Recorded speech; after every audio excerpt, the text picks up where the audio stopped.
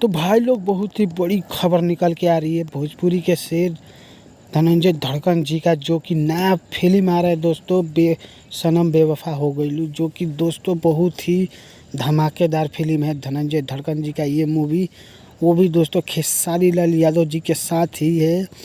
धनंजय धड़कन का ये नया फिल्म आ रहा है जो कि मार्केट में बहुत ही बड़ा बवाल होने वाला है दोस्तों। इस फिल्म को लेकर जो कि धनंजय धड़कन और खेसारी लाल यादव के साथ बहुत ही गर्दा होने वाला है दोस्तों, बहुत ही क्योंकि दोस्तों धनंजय धड़कन और खेसारी लाल यादव भोजपुरी में पहली बार ऐसा होने जा रहा है कि धनंजय धड़कन और खेसारी लाल यादव का फिल्म आ रहा है दोस्तों, जो कि बहुत ही गर्दा होने वाला है दोस्तों।